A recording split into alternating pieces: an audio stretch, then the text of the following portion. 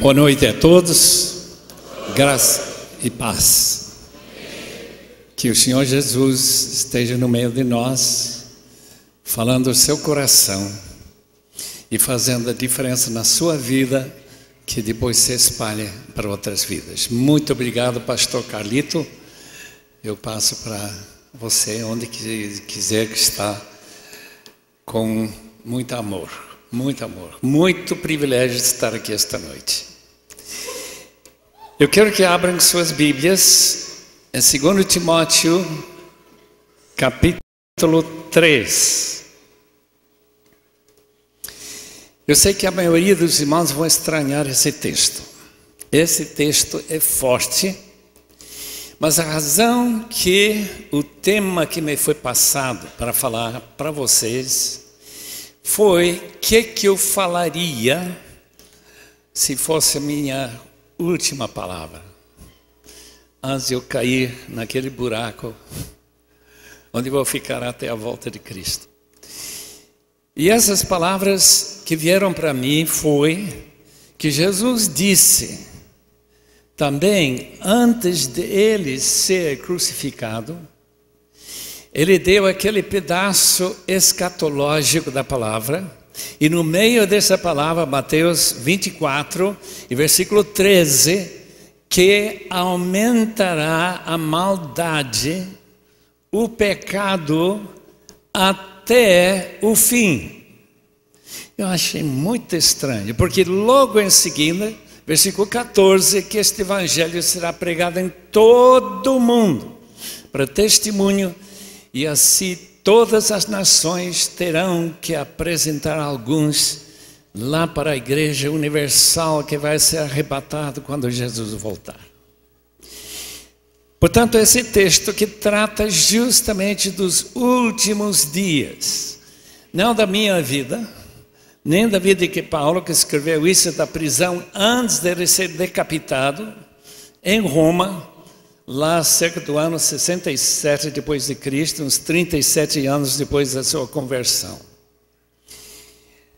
Capítulo 3, versículos 1 até versículo 9. Saiba disto, nos últimos dias sobrevirão tempos terríveis. Os homens serão egoístas, avarentos, presunçosos, arrogantes, blasfemos, desobedientes aos pais, ingratos, ímpios, sem amor pela família, irreconciliáveis, caluniadores, sem domínio próprio, cruéis, inimigos do bem, traidores, precipitados, soberbos, mais amantes dos prazeres do que amigos de Deus, tendo aparência de piedade, mas negando o seu poder. Afaste-se desses também. São esses os que se introduzem pelas casas, conquistam mulheres instáveis, sobrecarregadas de pecados, as quais se deixam levar por toda espécie de desejos. Elas estão sempre aprendendo e jamais conseguem chegar ao conhecimento da verdade. Como Janes e Jambres se opuseram a Moisés, esses também resistem à verdade. A mente deles é depravada, são reprovados na fé.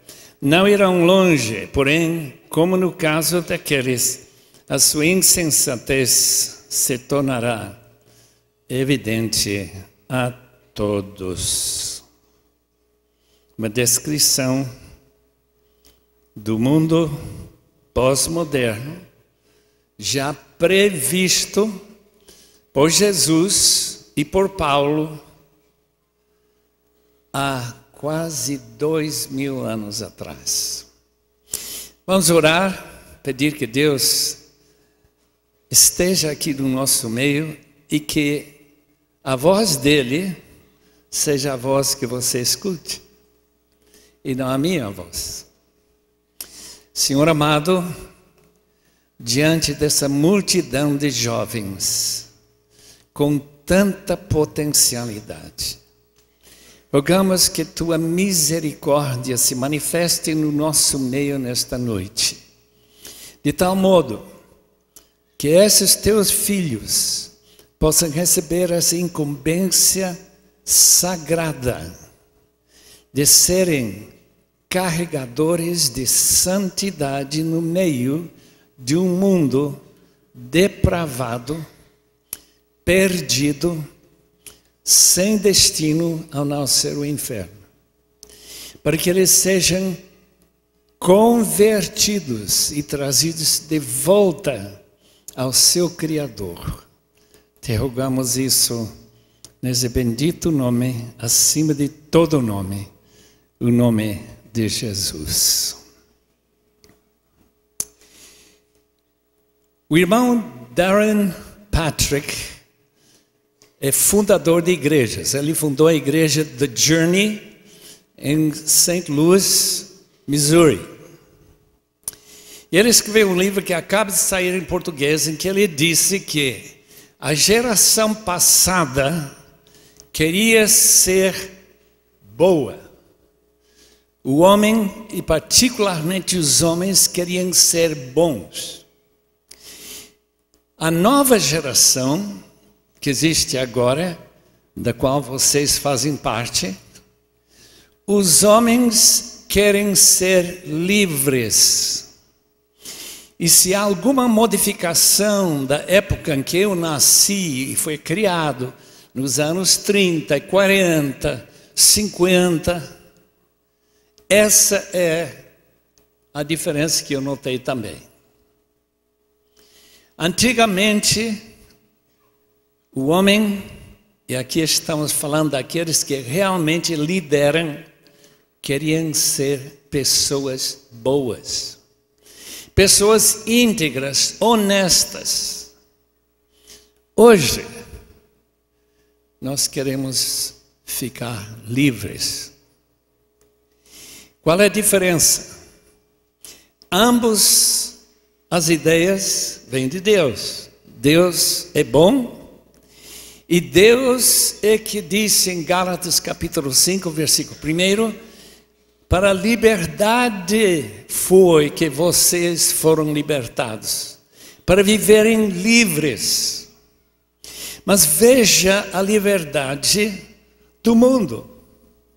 Em capítulo 3 e a capítulo 24 de Mateus, em que diz que crescimento da maldade, o amor de quase todos desaparecerá, se esfriará. Então eu quero falar dessa lista e ver como descreve a liberdade tal como nós temos em nossa sociedade, não somente no Brasil, mas no mundo, em geral, mundo ocidental. A primeira palavra que Paulo escolheu para descrever a nossa geração é a palavra, veja lá no seu texto, egoístas.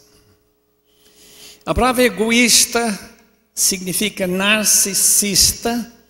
Segundo John Milton, a Eva, depois da sua criação, foi seguindo um riacho que ela encontrou e descobriu um poço de água absolutamente parada. Ela olhou lá dentro e se apaixonou por a sua própria visão naquela água. E Adão se apaixonou na imagem dele nela. E assim nós nos tornamos individualistas. O que importa para o egoísta é o que acontece comigo. O que acontece com vocês, tanto faz. Não me afeta. Segundo, não sei se trouxeram suas Bíblias, avarentos. O que é avareza? Simplesmente não se contentar com dinheiro para poder comer, ter um teto sobre a cabeça e poder abençoar os outros. Não, não. A gente quer dinheiro e mais dinheiro, muito mais dinheiro.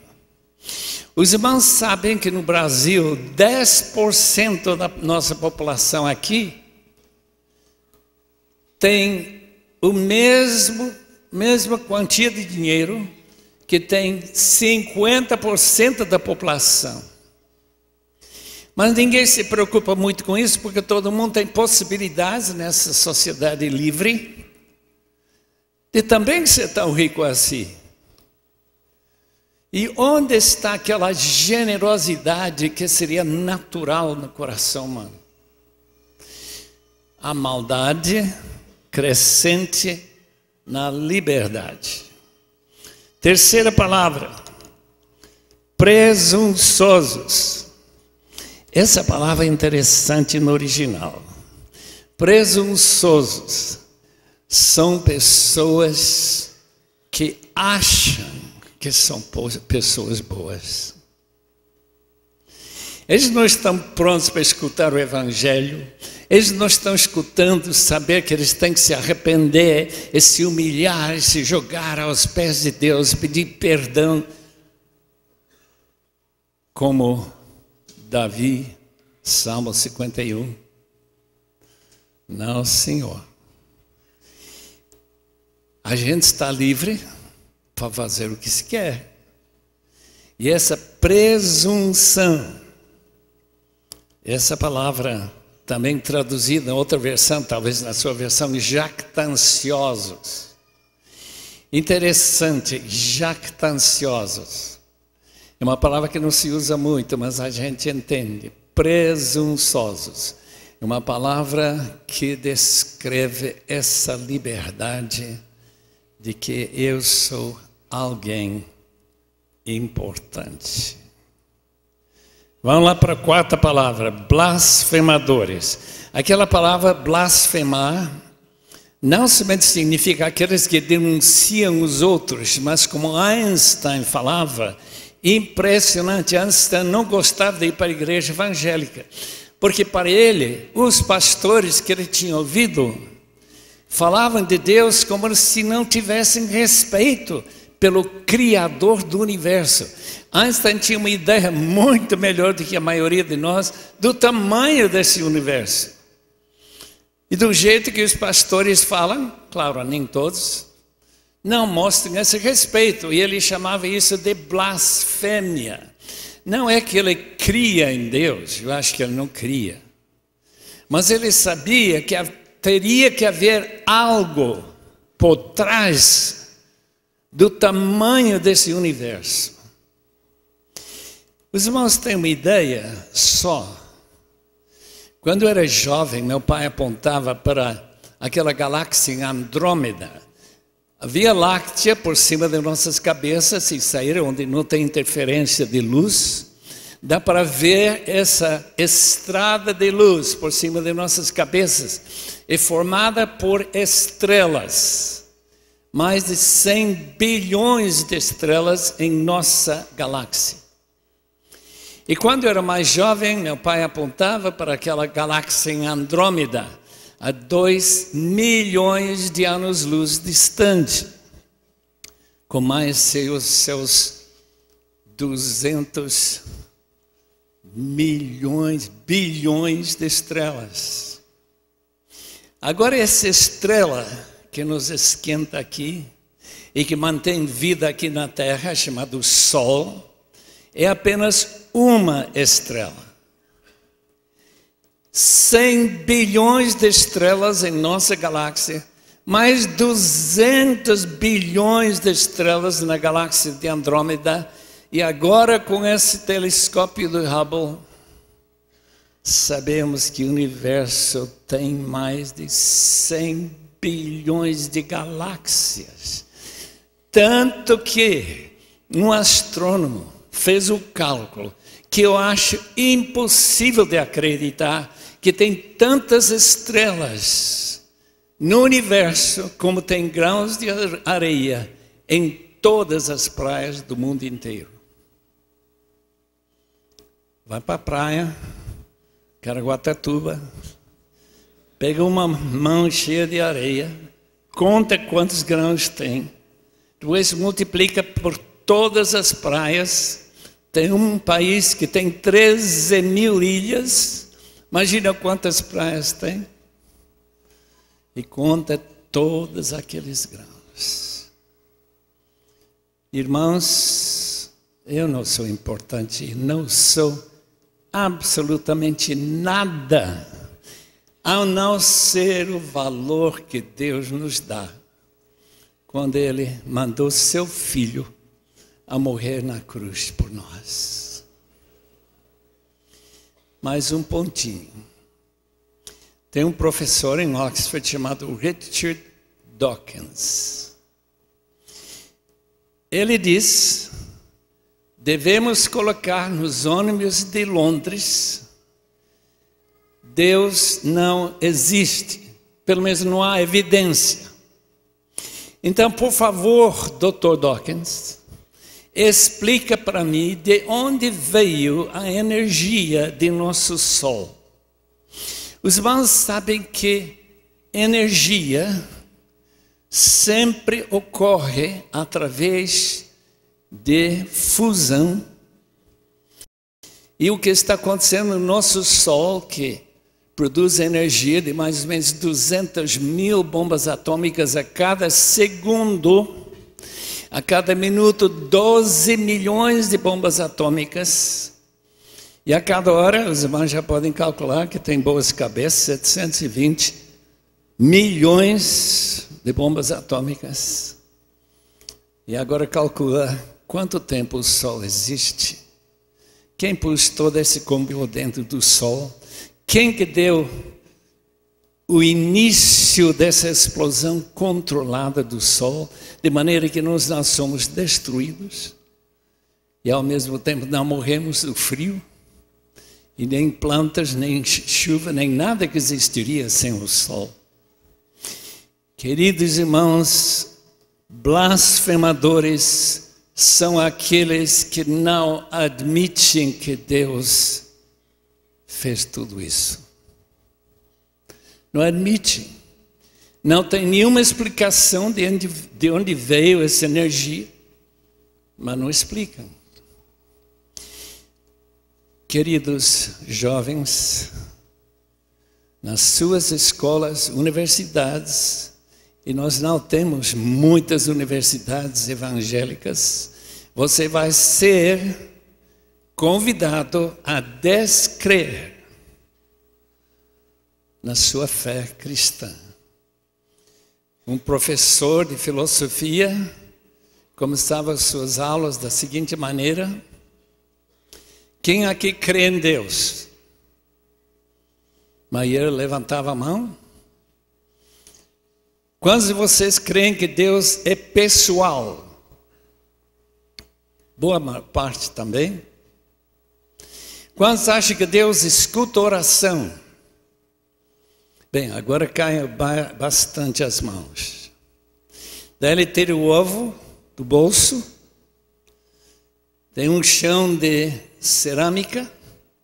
Vou deixar cair esse ovo e você ora, se houver alguém aqui que crê que Deus responde a oração, para que quando cair no chão não quebrar. Tá bom? Tem alguém? Ninguém. Tá bom. Põe o bolso. Agora podemos falar sobre filosofia. Mas um belo dia, talvez um de vocês esteve lá, levantou a mão. Eu creio na oração. Meus irmãos, o pobre professor nunca imaginava que houvesse alguém que ia provocar ele deixar esse ovo cair. O que ele fez, porque agora não tinha saída, né? Quando caiu, caiu sobre o sapato e não quebrou. Nunca mais. Nunca mais. Esse blasfemador testou seus alunos desse jeito. Irmãos, o desafio de nossos dias é anunciar que a única explicação para a existência do universo é criação do nada, porque não há nenhuma outra fonte que poderia ter juntado tantas estrelas e galáxias que só agora, em nossa geração, estão sendo descobertas. Número 6. Desobedientes aos pais. Aqui temos um bom número de jovens que estão se libertando da autoridade dos pais. Isto é uma bênção, irmãos. Imagina quando você se torna rei de sua própria vida. Enquanto eu estive debaixo do meu pai, eu era escravo, diz o apóstolo Paulo.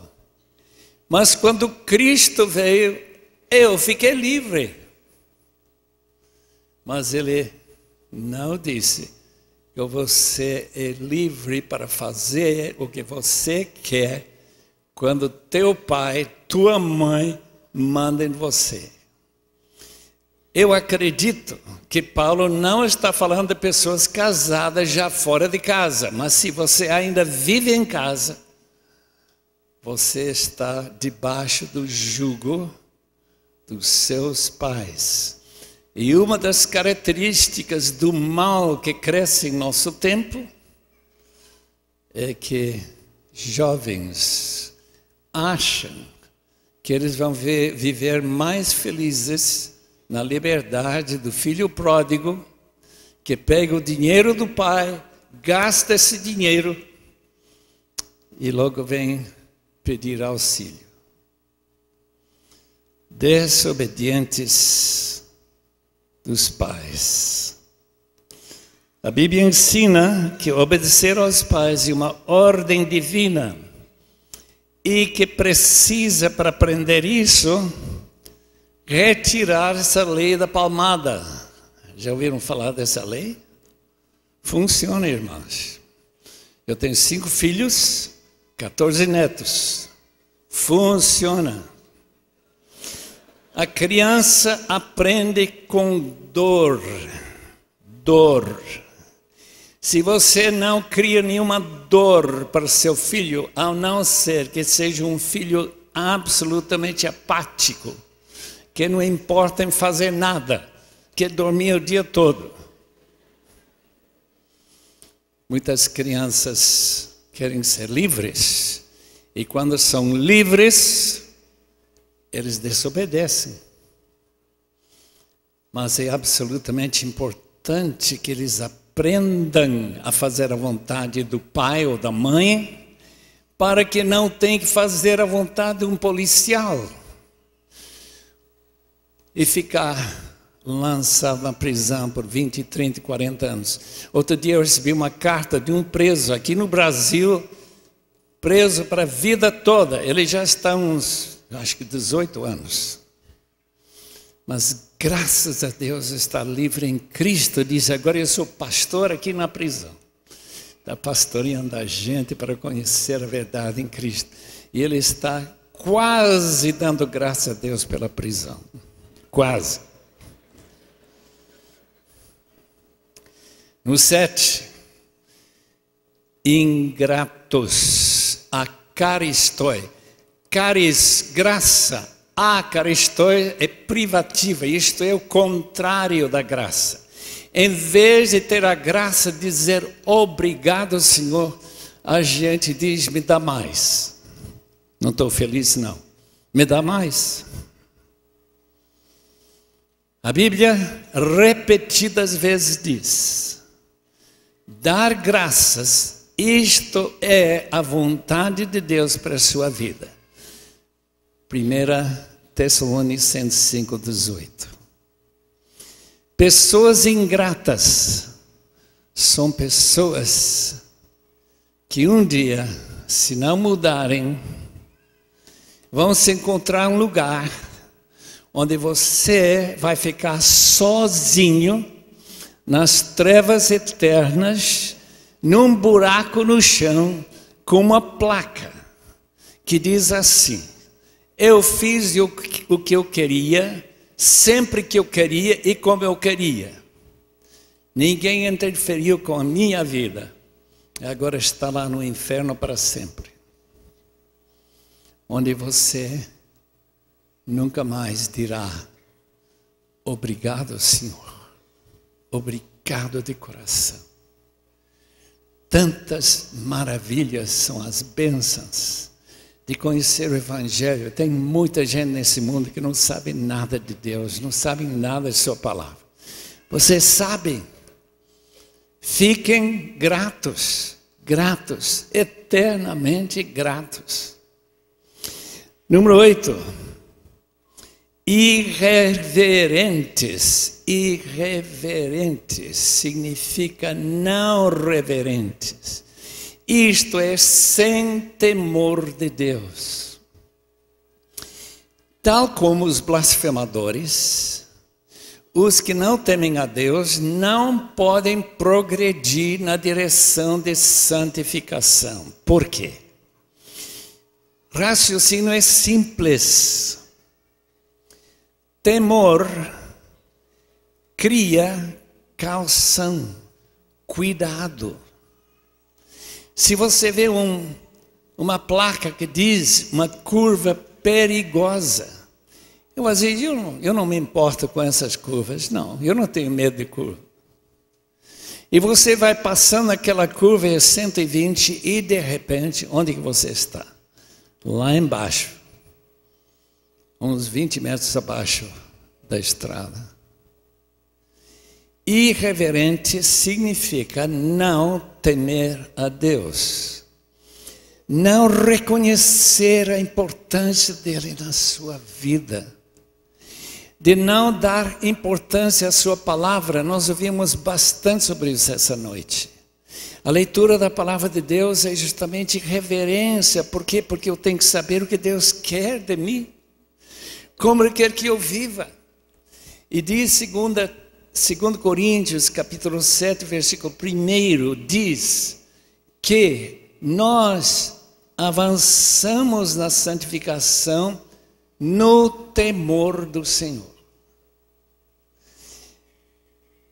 O temor é aquilo que a gente tinha dos pais na outra geração, por exemplo, a minha geração.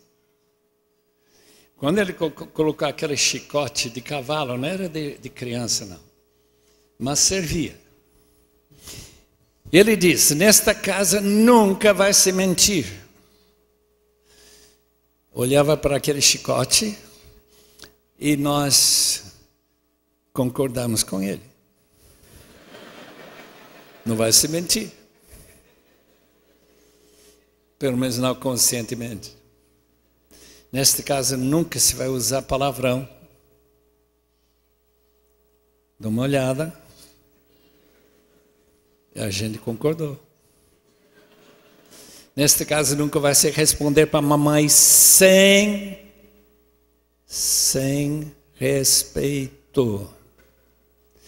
Quando que se usa chicote, que eu nunca senti nessa região educativa posterior. Mas o temor do Senhor é o princípio da sabedoria. E o princípio para a criança, ele tem que ter um pouco de temor, porque senão, drogas, prisões e morte. Número 8. Não, já foi 8. Agora é 9. Desafeiçoados. Astorgoi. Grego tem 4 palavras para amor. O amor que todo mundo conhece é agape. Agape é o amor de Deus. Essa palavra quase não aparece na literatura grega. Aparece na Bíblia muitas vezes. É o amor que o marido tem que ter para a mulher que ele não ama de qualquer outro jeito. Sempre tem amor agape, que é amor de dar. Tem um amor chamado eros, aquele amor que os namorados têm. Eu não posso viver sem você. É mentira, mas ele fala.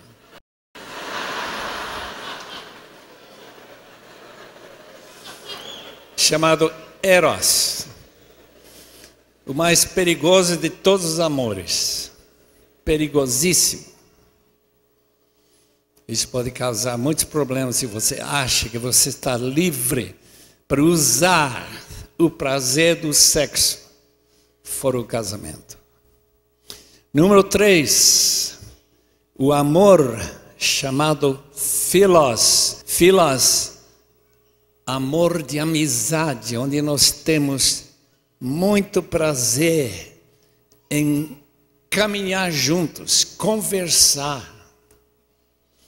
E temos a palavra que só aparece dessa maneira no Novo Testamento, storge, amor à família. Meus irmãos, falando de coisas que eram impossíveis de acreditar quando eu era criança. Ô jovem, aborto apoiado pelo governo americano. Aqui não é apoiado, mas sempre está aparecendo lá no Congresso para dar esse apoio. Já morreram, calcula-se, desde que passou essa lei na América, 50 milhões de crianças mortas. Divórcios.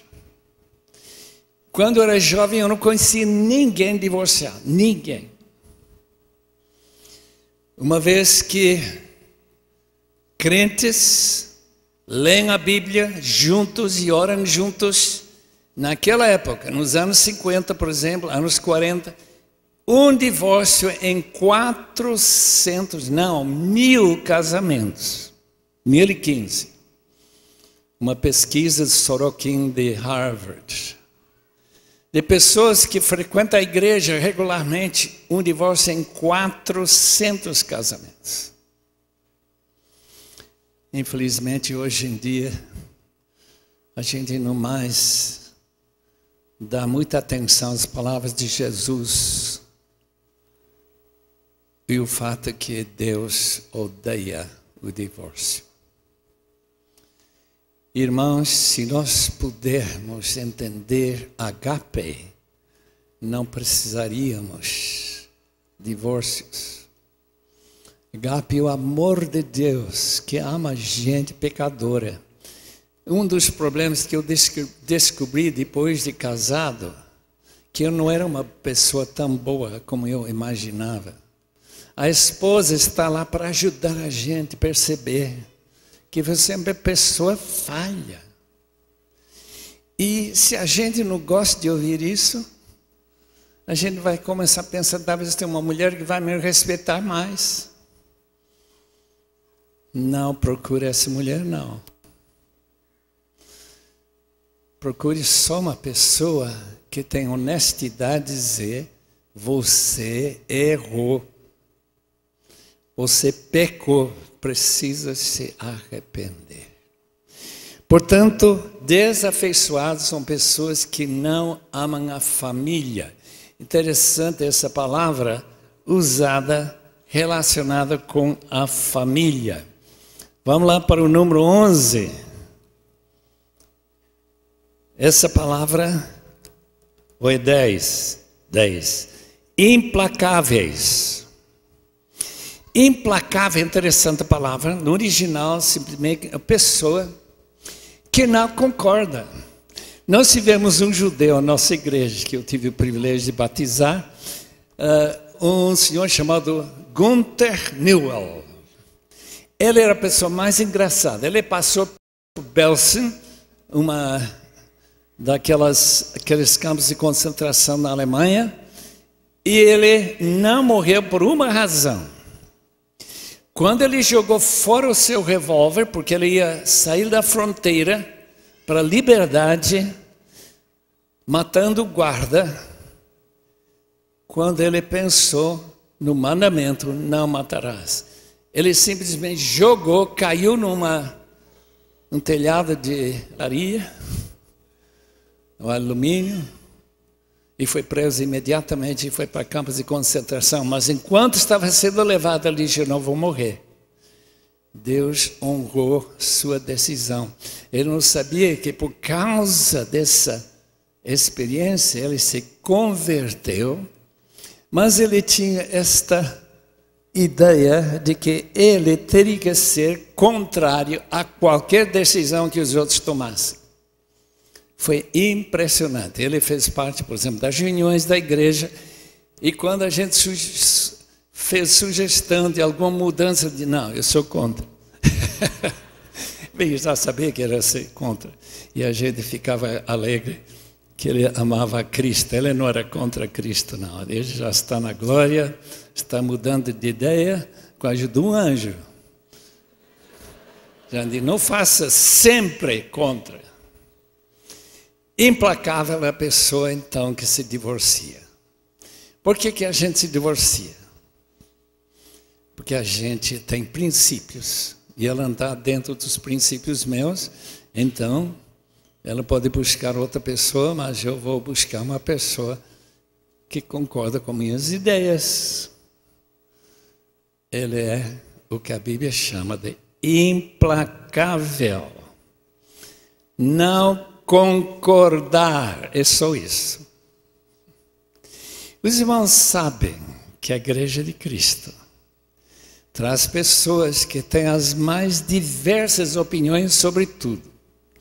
E dentro da igreja, nós concordamos que este livro é a palavra de Deus. E que qualquer orientação bíblica será o caminho que nós seguiremos. Nossa lua de mel foi em Guatemala, porque minha irmã é missionária em Guatemala. E nós subimos, deu um dia para subir e descer uma serra bem grande. A minha esposa andou num cavalo tipo de Dom Quixote. Lembra desse cavalo dele? Bem, esses índios são interessantes. Porque tem trilhos nas montanhas de Guatemala, sem placa, sem indicação nenhuma. Se você começa a entrar no caminho errado, ele vai dizer: você está errado. Mas se você está indo no caminho certo, Deus e aqueles índios vão ficar em silêncio. Você está bem. Sua vida, você vai querer saber qual é a direção de Deus. Caminha segundo a palavra. Se você começa a errar, ele vai te falar. Sua consciência vai responder. Se você está indo bem, Deus vai bater palmas e você vai continuar. Você está no caminho certo. Concordar, portanto, é ter Deus do seu lado nas decisões que nós tomamos. Como ter Deus a seu lado. Agora é número 11. Caluniadores é a palavra diaboloi. Lá na Bolívia nós éramos diabos. Os evangélicos eram diabos. Eu lembro ter ouvido isso desde criança. Eu não sabia o que era diabo, mas sabia que era coisa ruim. Mas depois, quando eu tive que expulsar alguns desses demônios, a gente começou a entender o que é diabo. A palavra diabo, diabolos em grego, significa acusador. E esse texto diz que nessa liberdade dos tempos modernos ou pós-modernos, a gente facilmente acusa e não deixa Deus acusar. Acusar pessoas é trabalho do diabo. E Deus, quando Ele nos acusa, Ele fala para a nossa consciência. Eu me converti por causa disso. Consciência pesada, consciência que doía. Mas acusação de homens ou de mulheres contra o marido e o contrário, muitas vezes simplesmente provoca uma reação de hostilidade e de raiva. Não seja diabo, meu amigo ou amiga. Número 12. Sem domínio próprio, sem autodisciplina. Os irmãos sabem que vícios são pessoas, viciadas são pessoas que não têm domínio próprio. Isto é, o prazer que aquela droga, álcool, mentira, sexo ilícito, qualquer que seja o vício,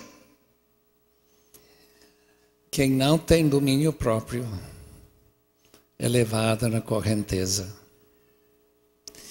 O cristão está na contramão da correnteza deste mundo.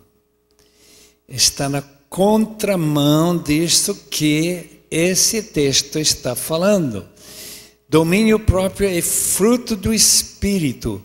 E pela graça de Deus, queridos irmãos que estão viciados em alguma área, talvez seja comida, que é chamado gula, pode ser em mentira, pode ser em chamado cleptomaníaco, aquilo que rouba sem ninguém ver. Ele simplesmente não está com fome, não está com nada, simplesmente vê uma coisa gostosa e põe e não paga. Vício. A gente ganha através do Espírito em controle da sua vida. Vitória. Fruto do Espírito é domínio próprio. Número 13, cruéis. Cruéis, gente cruel. O que está acontecendo lá no Médio Oriente, Síria, crueldade incrível. Crueldade de Adolfo Hitler, incrível. Crueldade de Stalin, incrível. É simplesmente incrível. Não dá para imaginar a crueldade dessa gente. O que produz crueldade?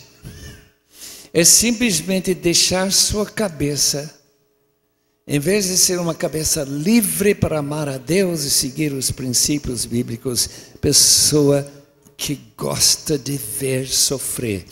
A gente vê esse tipo de vandalismo que picha prédios, porque isso faz ele sentir, você não é pichador não, por favor. Gosta de feiura, gosta de coisas que sofrer, gosta de pegar mosca e tirar as pernas, gosta de dar chute em cachorro. Crueldade não é como uma pessoa livre em Cristo. Número 14, inimigos do bem. Não tem amor natural para aquilo que é certo. Não tem amor natural por aquilo que é certo. Ele ama o errado. Ele acha impressionante o que ele vê no Globo. Aquelas histórias, aquelas novelas, tudo glorificando errado. Crueldade, matança, violência. A minha filha trabalhou com meninos de rua durante 8 anos, antes dela casar. E um dia ela pediu que eu levasse caveira para uma casa de recuperação. Esse coitado tinha matado 14 pessoas. 14 pessoas.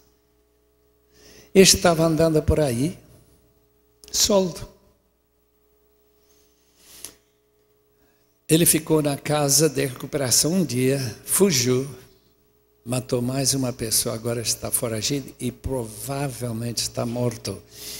O interessante deste problema de inimigo do bem é que não tem nenhuma consciência do errado ser coisa errada e ruim, e que está destruindo ele, corroendo ele lá por dentro. Não tem ideia nenhuma. Ele matava sem importância nenhuma, como quem mata um mosquito. Traidores. É número 15.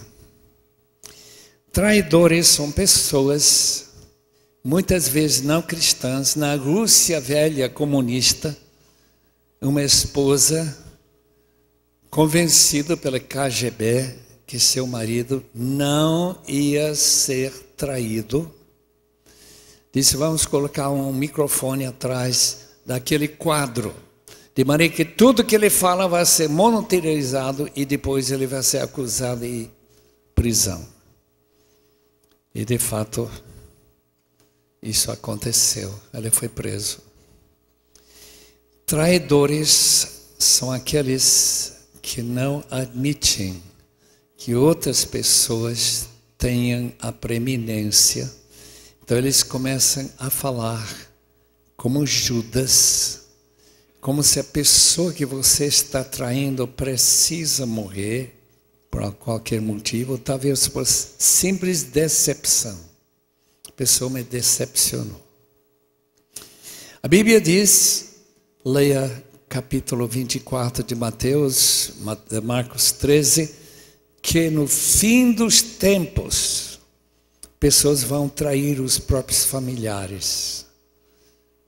Pai contra filhos, filha contra mãe, irmão contra irmão, traindo uns aos outros. Isso acontece muito entre os muçulmanos, onde a família não admite que uma pessoa venha se converter. E uma vez traído, a pessoa se sente com direito de matar. Número 16. Atrevidos. Atrevidos. É uma palavra fácil de entender em português, porque eu lembro dessa palavra de espanhol. Eu falava espanhol antes de português. E às vezes eu confundo as duas línguas. Atrevido é aquele indivíduo que gosta de ver outras pessoas ficar inquietos, tristes. É uma espécie de crueldade de palavras e de situações em que a gente cria grandes problemas para outra pessoa, quando ele mesmo é que deve ser acusado. Enfatuados, os irmãos entendem muito bem, inchados de autoestima. O que Paulo fala de jovens pastores? Não seja jovem demais. Por quê? Ele vai cair na cilada do diabo. Qual é o cilado do diabo? Achar que você é importante, porque você fica lá na frente das pessoas. E você seguem, eles querem quase adorar, né? Você. Meus irmãos, glória é para Cristo, sempre para Cristo. Uma vez George Verwer estava sendo apresentado para um auditório. Ele foi o fundador do OM. O OM que tem aqueles navios que vão para as cidades costeiras e evangeliza pessoal. Minha filha fez parte desde 2 anos e casou com o marido. É um ótimo lugar para encontrar marido. Para as moças meio encalhadas.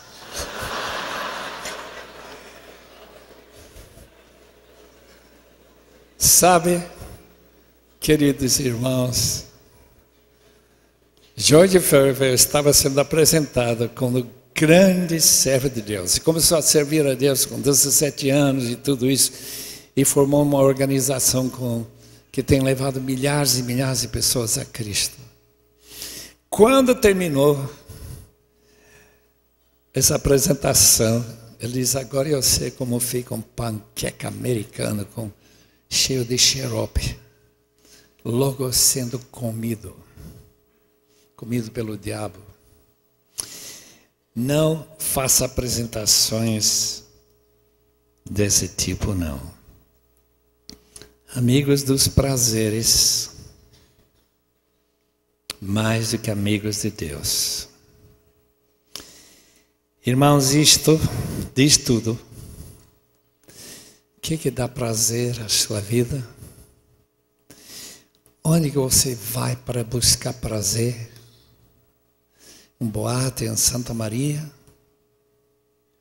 Você vai para um desses lugares de bebida nas cidades brasileiras, por onde que eu ando, eu sempre encontro, cedinho de manhã, lá na beira do mar, em Barra da Tijuca, qualquer lugar do Brasil, sábado de manhã, domingo de manhã, às 5h30, lá está o povo ainda bebendo depois de passar a noite toda. Mas hedonistas é a palavra no original, mais desejosos de prazer, essa é a finalidade da vida, do que a busca por Deus. A palavra de Deus manda que a gente esteja sempre alegre no Senhor. A razão de Cristo vir morrer na cruz, para produzir não hedonismo, mas de produzir alegria sempre no Senhor. Eu não tenho a mínima ideia como certas pessoas podem ficar alegres em situações tão complicadas como Adoniram Judson. Adoniram Judson foi o primeiro missionário a sair da América do Norte e originalmente pensando em ir para a Índia, no fim ficou na Birmânia. Lá na Birmânia, depois de uns poucos anos lá, ele foi acusado de ser espião inglês. Os dois países, Inglaterra e Birmânia, estavam em guerra. E ele, como ele era parecido a inglês, falava inglês, acusaram ele de ser inglês, ele era americano.